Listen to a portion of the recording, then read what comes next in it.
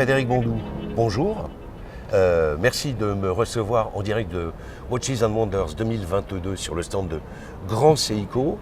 La manufacture japonaise, cette année, propose en particulier de nouvelles références dans la gamme Evolution 9, initiée avec la White Birch il y a quelques mois, mais dans le registre un peu plus sport chic. Est-ce que tu peux nous en dire quelques mots ? Bonjour Pierre, bienvenue déjà sur le stand Grand Seiko. Pierre, tu me posais une question très intéressante sur cette nouvelle définition de Evolution 9 qui est quelque part pour nous une décision stratégique et très importante au niveau produit parce que c'est la nouvelle signature de la maison pour la génération qui arrive. C'est vraiment une pièce qui est destinée à la jeunesse avec le meilleur de notre histoire et notre ADN historique au niveau du dessin, des mouvements, mais qui est entièrement revisité pour amener en fait trois choses beaucoup plus importantes aujourd'hui à cette jeunesse, qui est une meilleure visibilité, une meilleure lecture de la montre en elle-même, une meilleure position et confort au poignet, et surtout encore plus belle qu'auparavant. Alors on a précisément deux pièces que moi j'adore et que je viens de découvrir, mais j'utilise du coup les petites notes maison parce que je n'ai pas les références en tête, mais dans cette ligne Evolution 9, on a la SBGE 283 et la SBGE 285 Mist Flake, qui sont de montres sport chic, dont tu vas peut-être nous dire un petit mot.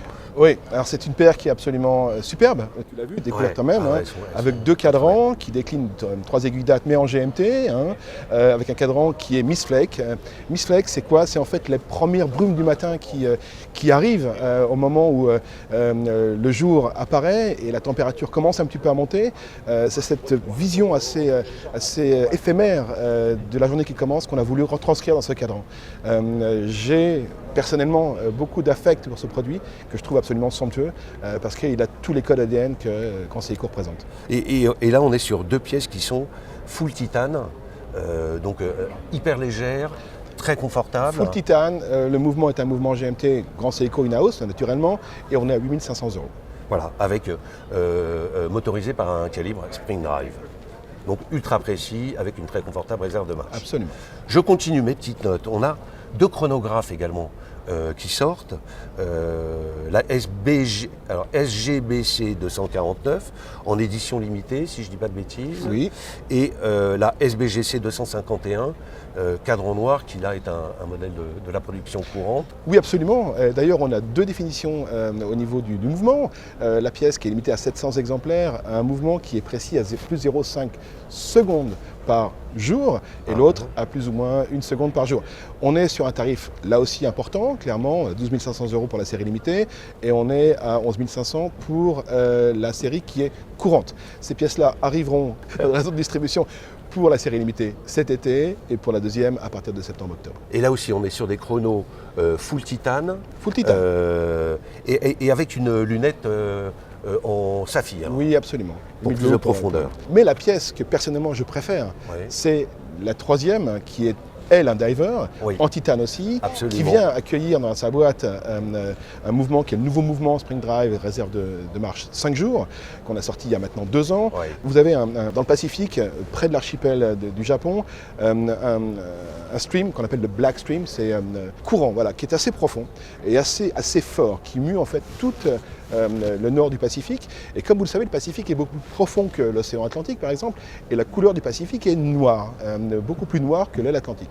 Et on a repris, parfois, quand ce courant se met vraiment à être important, on a des variations au niveau de la mer qui sont avec des creux très importants.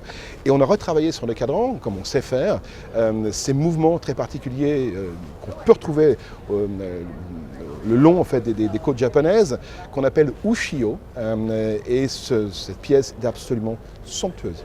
Elle est très belle, effectivement. Et on est sur des dimensions pour des divers qui ont été revus à la baisse par rapport au monde de plongée précédente chez Grand Seiko, puisqu'on est à 43,8 mm de diamètre, toujours en boîte bracelet titane. Toujours et en prix, Frédéric, on est 11 500 €. 11 500. Et alors, dernière pièce, qui est l'espèce d'ovni incroyable nous sommes très très fiers. Que dévoile Grand Seiko. C'est aussi une part en fait de la stratégie d'évolution de la marque Grand Seiko. On a au Japon 2 manufactures, une qui est au nord du Japon, qui s'appelle Morioka, Shinjishu Studio, et une près de Nagano qui s'appelle Shinju Studio. Au sein de Shinju Studio, où on fait nos Spring Drive et nos montres à quartz, il y a aussi ce qu'on appelle l'artiste studio, où là, toutes les montres sont faites à la main avec des pièces absolument exceptionnelles, dont les Credor. Mais depuis très peu de temps, on a déplacé certains en fait, de nos horlogers émérites, nos artistes, directement à Tokyo, sur Ginza, sur Wako, qui nous appartient, qui est un magasin en fait, très haut de gamme de distribution. Et on a, au sein de ce magasin, ouvert une boutique flagship Grand Seiko. Et si vous allez au 7e étage de ce bâtiment Wako, vous allez découvrir un nouvel atelier qu'on a donc appelé Atelier Ginza, où vous pourrez de facto, de visu, voir le travail de ces artistes, des horlogers de très très haute volée qui travaillent pour faire des pièces absolument exceptionnelles. Et aujourd'hui, on est très fiers de sortir une pièce qui est issue d'une montre prototype, d'un mouvement prototype qu'on a sorti il y a 2 ans, qui est en fait un tourbillon qui était sur le même axe qu'un remontoir à force constante. Et là, on arrive avec une pièce finie qu'on a appelée Kodo, qui est en fait la traduction japonaise du battement du cœur, toujours très poétique chez Grand Seiko, avec une pièce absolument incroyable, qui a un prix très élevé, parce qu'on est à 370 000 €, qui s'est produite à 20 exemplaires. Quelques exemplaires simplement seront sortis par an, et les premiers arrivent là, les derniers arriveront d'ici à 2 ou 3 ans. Et c'est quelque part aussi la volonté, la signature d'entrer dans un cercle très particulier et de montrer au monde entier la qualité du travail de nos artistes japonais.